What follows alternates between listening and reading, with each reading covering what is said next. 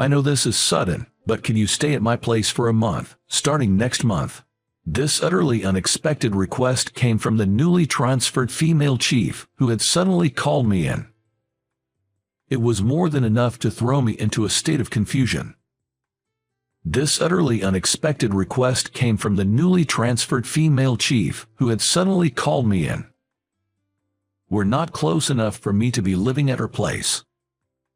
Excuse me. While I was taken aback, the chief blushed, fidgeting in embarrassment. Through this request from the chief, my life was about to take a significant turn. My name is Thomas Mason. I'm 32 years old and work at an elderly care facility. I've always loved interacting with older folks since I was a kid, being quite the granny's boy, so caregiving is the perfect job for me. However, the caregiving staff at work are mostly women in their 50s and 60s, and there are only 2 men, me and the chief. That's why the chief and I often take on heavy lifting, and I was a little dissatisfied with the unfair division of work. But I can't voice such complaints to female staff. The chief, who was the only one I could rely on, has already passed the age of 65 and will retire. Once the chief retires, will I help everyone with their work? Well, until now, the work was finished because the chief helped me with the work. Such thoughts filled my mind, and I couldn't help but sigh. Then, the chief retired in no time, and a 35-year-old female chief was assigned from another department. My name is Kay Scott. Nice to meet you all. When she introduced herself to us, I felt that Miss Scott suddenly looked surprised when her eyes met mine, and quickly averted her gaze. Then, she continued with her greeting. What's going on? Does she know me? But I don't know her. I started working, with a little strange feeling. Unlike the previous chief, the new chief did not seem intimidated by the older staff in their 50s and 60s and was not shy about giving work instructions. Helen, one of the residents is calling you. Please attend to them. Jessica, you left meal assistants halfway to guide someone else to their room, didn't you? Please finish one task before moving on to the next. The new chief was brisk in her directives and closely observed the movements of the caregiving staff, giving necessary corrections. There was no wasted motion in her work, and her directions and reminders were always on point. However, the Queen Bee staff, who had been there for many years, didn't like being instructed by a younger chief. She's acting high and mighty for being so young. She's getting carried away just because she's the chief. Complaints about the chief had become commonplace at work. And for some reason, the chief didn't give me any work instructions. It was as if she thought, you can handle things on your own, right, even without her saying it. Seeing this, the Queen Bee staff members started complaining about the chief again. It's weird how she only gives us instructions and doesn't say anything to Thomas. She's probably just buttering him up because he's a man. Pathetic for a chief. Whenever I was in the staff room, I could always hear people bad-mouthing the chief. I was getting wary of hearing it, so I started spending more time chatting with the residents and less time in the staff room. However, being out of the staff room meant my paperwork wasn't progressing at all. I was getting tired of feeling like I didn't have a place at work and my work was not moving forward. That's why I asked her for instructions. What should I do? Is there any work that I can handle? After saying that, I approached the chief on my own. Then, finally, the chief said to me, "All right, then do this," and started to assign tasks to me. But the tasks given to me were things like changing sheets and cleaning the floors. It was obvious that these tasks were not caregiving duties, just odd jobs. Seeing me accepting these tasks from the chief, the Queen Bee staff members started bad-mouthing the chief again behind her back. That chief, she's definitely pandering to men. Changing the work she assigns based on gender and age, she's really a wicked woman. The behind-the-back talk from the Queen Bee staff members was only increasing day by day. I started racking my brain about how I could improve the relationships at work. During such a time, I was called by the chief to the conference room. Did I do something? I couldn't think of anything. Well, it doesn't matter. Since I was called by the chief, I might as well discuss the interpersonal issues as well. As I was walking towards the conference room with various thoughts, I noticed the chief fidgeting with an unusually embarrassed look. When I asked, is there something you need from me? She just kept looking down without saying a word. While I was watching the chief with curiosity, she finally opened her mouth. I'm sorry for the sudden request, but can you stay at my place for a month next month? What? I was confused by the sudden, unexpected request from the chief. I'm going on overseas training, so, could you look after my cat for me? Saying so, the chief handed me her house keys, fidgeting with a bashful look. Ah, so that's what this is about. Although I understood, I felt a strange sense of urgency about this unexpected request from the chief. Why me? Aren't there other people you could ask? When I asked the chief that, she looked at me with a blush and said, there's no one else I can ask. That's why I'm asking you, Thomas, and gazed intently at me. Looking at the chief's embarrassed, yet serious eyes, I couldn't refuse. Well, if you're okay with me, I'll do it. As I muttered that, the chief's face lit up all at once. Really? Well, I'm counting on you next month then, she said, now, back to work, and walked out of the meeting room with a spring in her step. I could only stand there, dumbfounded, watching the cheerful figure of the chief retreat. No matter if she didn't have anyone else to ask, why me? I'm not particularly close to the chief. With those thoughts in mind, I returned to my workspace. It was strange that the chief would entrust all her personal and home matters to me, a mere employee. As I thought about various things, I felt strange about the chief's attitude and had a vague feeling. At the end of the workday, I decided I had to refuse the chief's request and stayed behind in the office. However, the chief was caught up in preparing for her overseas training. She was discussing the training with the office staff, receiving explanations about the flow of the day, meeting up with the translator, and so on. In our nursing home, there is an annual overseas training program for caregivers, nurses, and dietitians. They visit countries known for their advanced welfare systems, like Sweden, Denmark, and New Zealand, to observe and learn about their caregiving techniques in local hospitals and elderly homes. Usually, experienced employees attend to reflect on their usual caregiving tasks. But it seems that they couldn't gather participants this year. And apparently, the caregiver who was supposed to go suddenly couldn't make it due to a family matter. It was understandable then that the chief, who had recently transferred, was suddenly set to go on overseas training next month. As the chief busied herself with preparations for the overseas training, a month passed without me being able to say a word. The spare key she had given me still remained in my bag. The day before the chief's overseas training. Is she really going tomorrow? As I stared at the key I had received from the chief and thought about various things, the chief, who was about to go on her overseas training the next day, called out to me.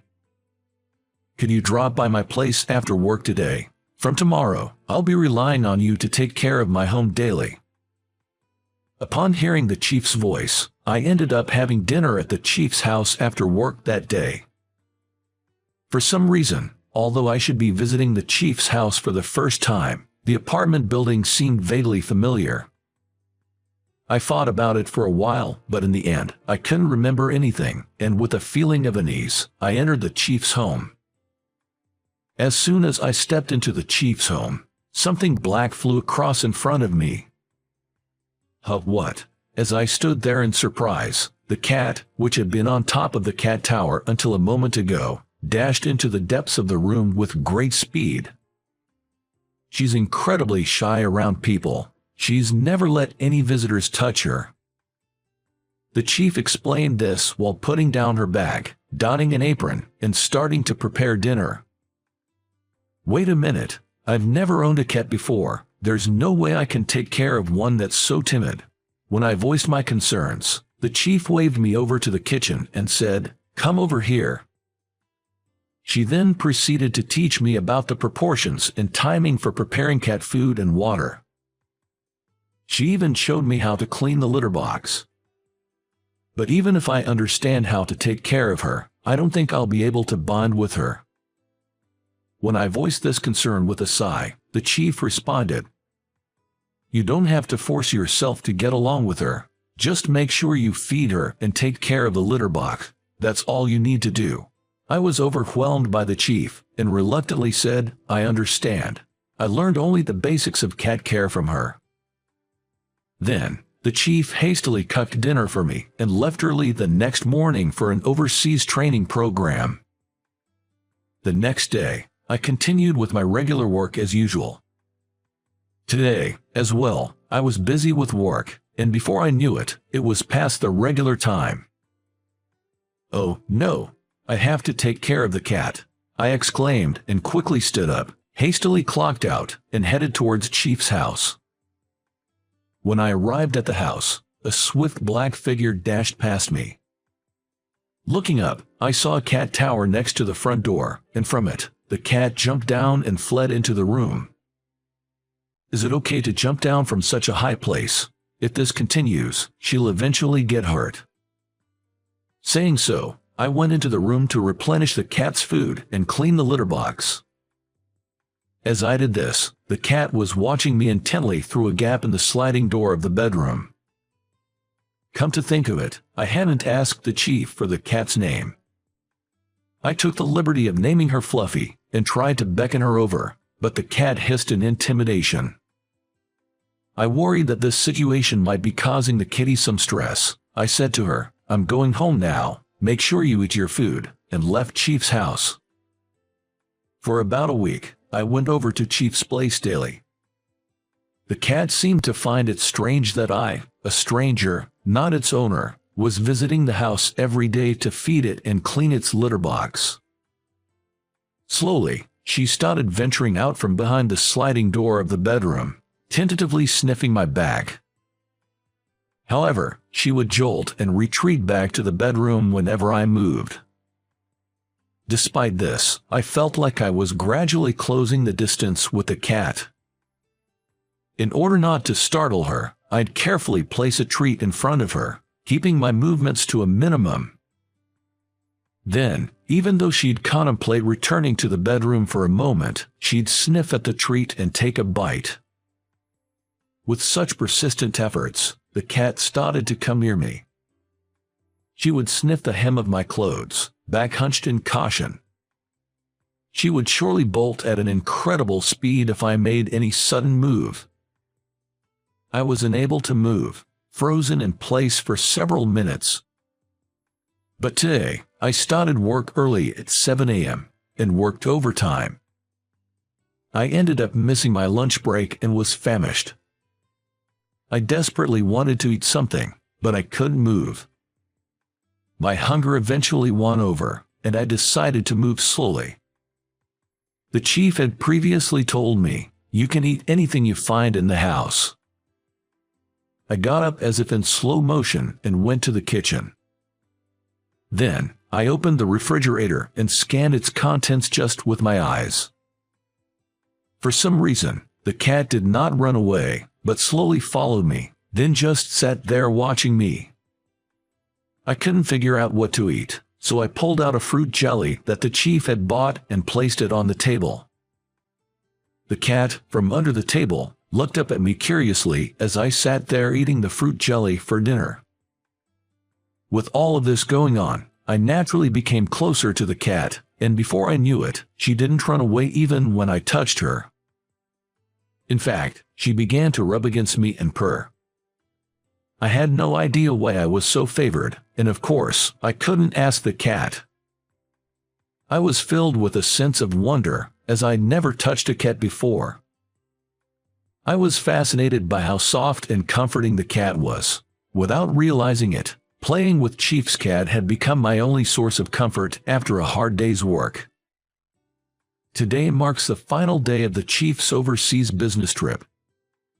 As always, I looked forward to playing with the cat and headed over to her house. Unusually, the cat was waiting for me at the entrance. "Ah, a welcome party, thank you," I said to the cat, giving it a scratch. As I was doing so, I felt something odd on my hand. What's this? Was this here before?" I thought to myself, feeling the cat's belly once again, and there it was, a lump, small like a marble. I don't know anything about cats, but the thought of the cat being sick filled me with anxiety. In a panic, I looked for a 24/7 veterinary clinic and rushed there. To my surprise, the vet's eyes widened in shock. "This seems to be a skin tumor. At this size, it would be very difficult to find unless you're frequently touching and checking the cat's body. Good find," he said. With a reassuring smile, he continued, "Given the small size, we can likely remove it completely with immediate surgery. We'll have to look at the pathology report for certainty, but we should schedule the surgery as soon as possible." Despite being a popular clinic with a 1-month waiting list for surgeries, it turned out there had been a recent cancellation, so I could butt the surgery. I scheduled the surgery right there, and given my worry about the cat, I decided to stay at Chief's house for the night.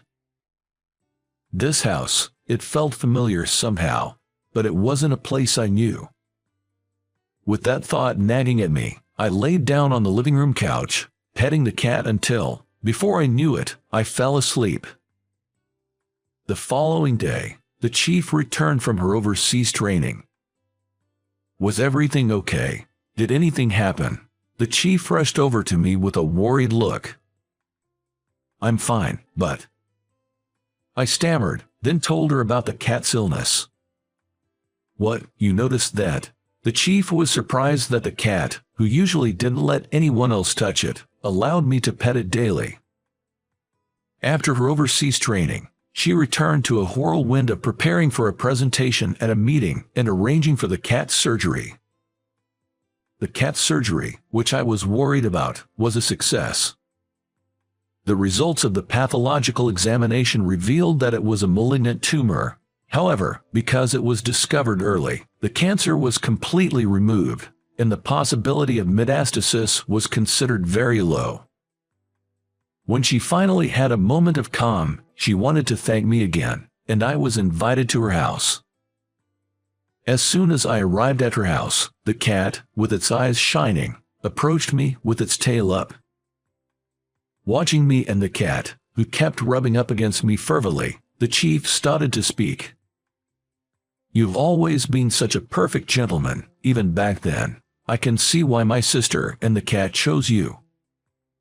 I widened my eyes and asked, "What do you mean?" But as I looked at her face, I remembered something. I was always a bit more mature than my classmates in elementary school, partly due to my physical build. I know it might sound weird to say this, but I was a bit of a heartthrob and was quietly popular among the girls. In the 6th grade, I became an official couple with my first love, and our relationship lasted until middle school. Looking at us, her sister would watch us with an envious look, like "You guys are lucky." Could it be? "You're the sister of my first love." When I said that to the chief, he laughed with a bright smile and said, "Did you just notice?" Then, she told me a story. After my first love and I broke up in middle school, her parents divorced. Her sister went to live with their mother, and the chief went with their father. Their father passed away from cancer a few years ago. She hasn't been able to get in touch with her sister or her mother. Feeling left behind and lonely, Kay started keeping a cat a few years ago. This house is actually her childhood home, but it's changed a lot recently as the area has been developed into a new residential area. The apartment was also renovated, which is why I didn't recognize it. To distract herself from her loneliness, she had been putting on a brave face at work. And then, she was transferred to my apartment, and we were reunited. I secretly had a crush on you as I watched how seriously you cared about my sister. Saying that, the chief smiled shyly. Unlike when she was at work, she had a really kind and cute atmosphere. I felt an electric shock course through me, blindsided by this unexpected revelation of our past connection. From that moment, I found myself frequently visiting her house to see the cat. You've done so much for the cat. It's gotten much better thanks to you. I can't thank you enough. She'd repeatedly expressed her gratitude, to which I replied that I wanted something in return. When she asked what I wanted, without missing a beat, I pointed towards the entrance hall and said, "I'll take that." She looked confused until I held up the spare keys to her house. This is what I meant. Understanding dawned on her and her cheeks flushed a sweet pink. She was so cute that I hugged her. From that day on, our relationship officially started. "Just keep it quiet at work, okay?" she asked shyly. I noticed a softening in her personality since we started dating. Hasn't the chief been particularly nice to us lately? Maybe something good happened. Has she got a boyfriend now? As I watched her laugh off the remarks from the Queen Bee staff, I felt a sense of relief and couldn't help but smirk. I hope you enjoyed the story. Subscribing to the channel can be a great motivation for us. See you in the next video.